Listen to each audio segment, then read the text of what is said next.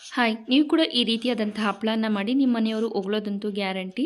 ನಾನಿಲ್ಲಿ 1 ಗ್ಲಾಸ್ ಆಗಷ್ಟು ಅಕ್ಕಿಯನ್ನು ಒಂದು 3-4 ಗಂಟೆ ಮುಂಚೆ ಚೆನ್ನಾಗಿ ನೆನೆಸ್ಕೊಂಡಿದ್ದೀನಿ. ಇದನ್ನು ಕುಕ್ಕರ್ಗೆ ಸೇರಿಸ್ಕೊಂಡು 1 ಗ್ಲಾಸ್ಗೆ 5 ಗ್ಲಾಸ್ ಆಗಷ್ಟು ನೀರು, ಒಂದು ಸ್ವಲ್ಪ ಉಪ್ಪನ್ನು ಸೇರಿಸ್ಕೊಂಡು ಅನ್ನನ ಚೆನ್ನಾಗಿ ಬೇಯಿಸ್ಕೊಳ್ತಾ ಇದ್ದೀನಿ.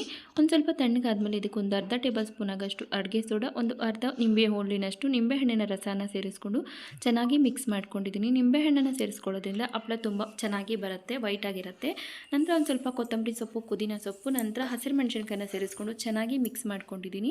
ಈಗ ಊರು ಬೆಚ್ಚಗಿದ್ದಾಗ ಒಂದು ಪಾಲಿಥೀನ್ ಪೇಪರ್ ಮೇಲೆ ಬೇಕಾದಷ್ಟು ಹಿಟ್ಟನ್ನು ತಗೊಂಡು ಒಂದು ಸ್ವಲ್ಪ ಎಣ್ಣೆಯನ್ನು ಸವರ್ಕೊಂಡು ಈ ರೀತಿಯಾಗಿ ಹರಡ್ಕೋಬೇಕು. ತೀರಾ ಎಣ್ಣೆ ಕಡಿಮೆ ಬಳಸ್ಕೋಬೇಕು, ಇಲ್ಲಾಂತಂದರೆ ಸ್ಮೆಲ್ ಬಂದುಬಿಡುತ್ತೆ.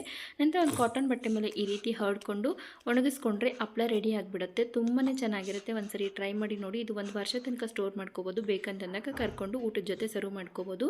ಫುಲ್ ವಿಡಿಯೋನ ಇಲ್ಲಿ ಮೆನ್ಷನ್ ಮಾಡಿರ್ತೀನಿ. ಯಾರಿಗಾದ್ರೂ ಇಂಟ್ರೆಸ್ಟ್ ಇದೆ ನೋಡಿ. ವಿಡಿಯೋ ಇಷ್ಟ ಆಗಿದ್ದಲ್ಲಿ ಲೈಕ್ ಮಾಡಿ, ಶೇರ್ ಮಾಡಿ, ಚಾನಲ್ನ ಸಬ್ಸ್ಕ್ರೈಬ್ ಮಾಡಿ, ಸಪೋರ್ಟ್ ಮಾಡಿ.